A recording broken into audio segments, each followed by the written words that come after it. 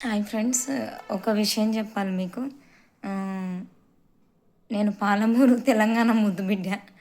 ఇక ఫ్లోలో వచ్చేస్తుంది. నిజంగా తెలంగాణలో పుట్టడం ఒక అదృష్టం. అది మంచి స్లాంగ్, తెలంగాణ భాష యాస అంటే నాకు చాలా ఇష్టం అండి.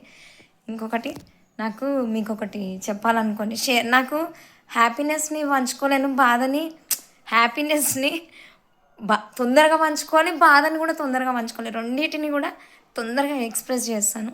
నాకు అది ఉంచుకోలేను మనసులో ఏది కూడా. మీరంతా ఇప్పుడు నాకు, నా అమ్మ వాళ్ళు, నా హస్బెండ్ వాళ్ళు, నా స్కూలు 3 ఫ్యామిలీస్. ఇప్పుడు మీరందరూ నాకు 4th ఫ్యామిలీ. నిజంగా మనిషికి ఏదైనా బాధ ఉందనుకోండి, ఖచ్చితంగా ఇంతమందితో షేర్ చేసుకున్నాం కదా, నిజంగా ఏదున్నా నొప్పి అన్నీ ఏ బాధ ఉన్నా వెళ్ళిపోతుంది. నాకు చాలా పెయిన్ వస్తుంది, అయినప్పటికి కూడా నాకు ఇవన్నీ మెల్లమెల్లగా మాట్లాడడం వల్ల ఏదో అది తగ్గినంత ఫీలింగ్ వస్తుంది, కానీ వెళ్ళాలి హాస్పిటల్కి.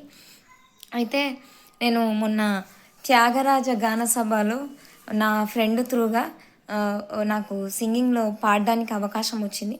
అంటే ఆర్కెస్ట్రాతో పాడడం ఫస్ట్ టైం అనమాట. అక్కడ నాకు ఇక్కడ ఒక షీల్డ్ వచ్చింది. చాలా హ్యాపీగా అనిపించింది. నిజంగా మనిషికి ఏదైనా బాధ ఉన్నప్పుడు ఇలాంటివి చూసుకున్నప్పుడు చాలా బాగా అనిపిస్తుంది. ఫస్ట్ టైం నాకు సింగింగ్లో సర్టిఫికెట్స్ అవన్నీ ఉన్నాయి. ఇలాంటి షీల్డ్ రావడం నాకు చాలా బాగా అనిపించింది, చాలా హ్యాపీగా అనిపించింది. ఫస్ట్ టైం మీతో కొద్ది రోజుల్లోనే పరిచయం అయ్యి ఇలాంటి ఒక మంచి దాన్ని కూడా నేను షేర్ చేసుకుంటున్నా. నాకు చాలా చాలా హ్యాపీగా ఉంది.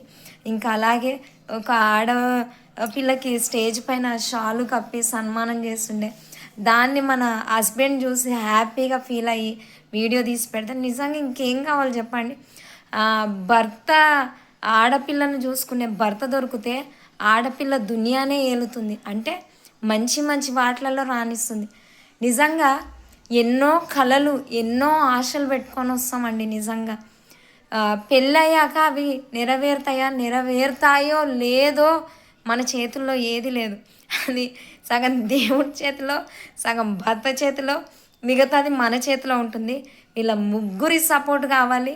వీళ్ళ సపోర్ట్ లేకుండా మనం ఏమీ చేయలేం. ఈ ముగ్గురు సపోర్ట్ నాకుంది అని ఆ భగవంతుడికి నేను ఎప్పటికీ రుణపడి ఉంటాను. Thank you so much.